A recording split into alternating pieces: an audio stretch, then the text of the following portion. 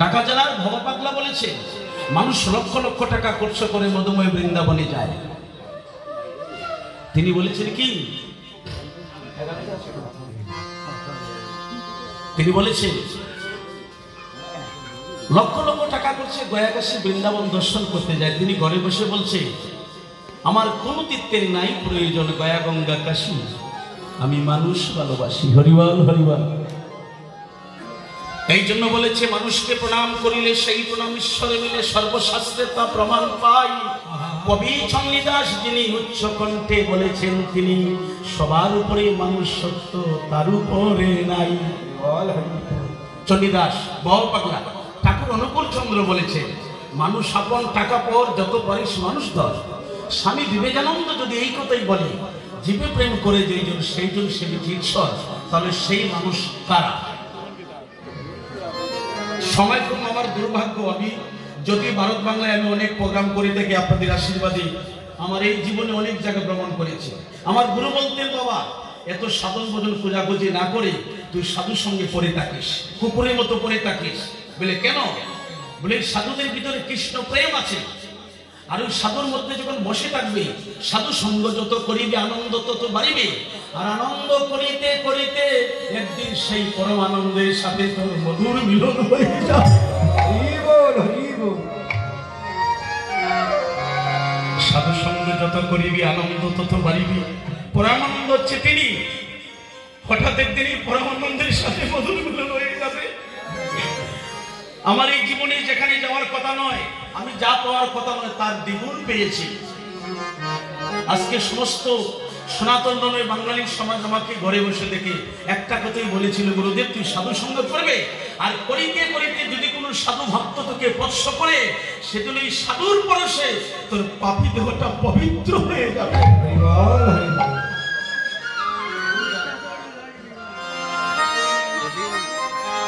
এটা গুরু বলেছিল। আরো বলেছে মনরে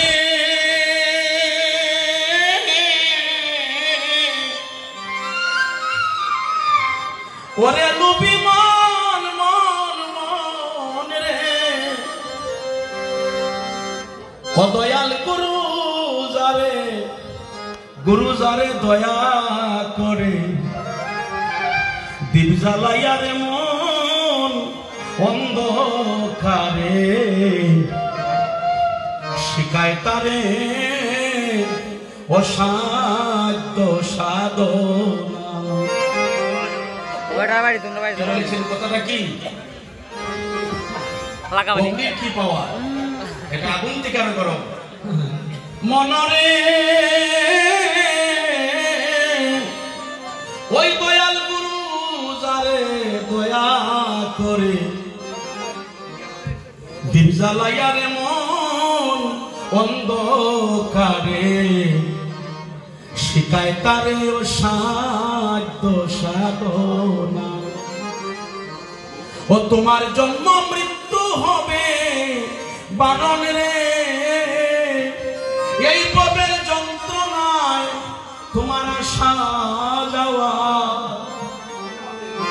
আর হবে না, বারে বারে আসা যাওয়া আর হবে না, নীলে গুরু উপাসনা।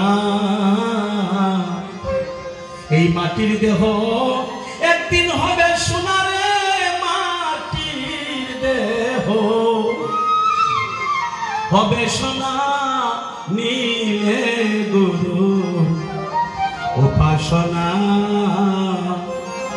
তাহলে এই যে গুরুত্বতে বলেছে সাধু সঙ্গ যত করিবে আনন্দ তত বাড়িবে, আনন্দ করিতে করিতে একদিন পরমানন্দের সাথে সবার মধুর মিলন হইবে। সবাই কুলতুনি করে মায়েরা মহাপ্রভুর জয়ধ্বনি করে আমি অধিবাসী। হ্যাঁ, জয় রে জয় রে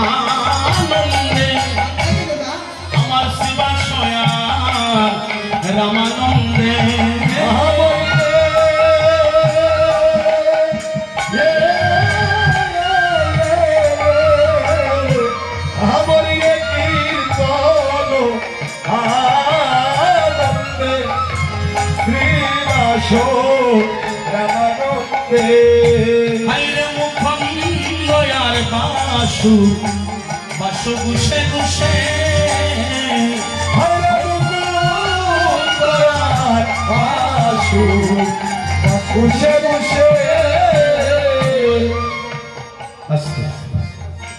একটু ভিতরে না ঢুকলে তো সার পাবো না।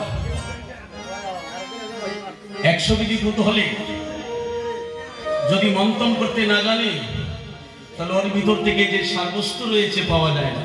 কি বাবা, একটা কথা আমরা জানবো, আজকের যে অনুষ্ঠান, ধর্মীয় সংস্কৃতি, এটা আমার জীবনের প্রথম অনুষ্ঠান আপনাদের এই স্থানে।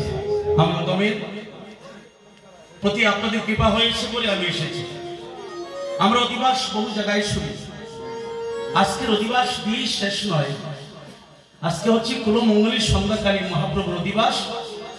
আর আমরা এখানে যারা বসে আছি, যারা বিবাহিত জীবনে, যারা হয় নাই হবে, হওয়ার পর এখানে যারা আমরা বসে আছি, আজকে কুলমঙ্গলী সন্ধ্যাকালীন মহাপ্রভুর অধিবাস। শুধু এটা দিয়ে শেষ নয়, আমরা সবাকার জীবনে আরেকটা অধিবাস অপেক্ষা করছি। আমার জীবনের অধিবাস অপেক্ষা করছে।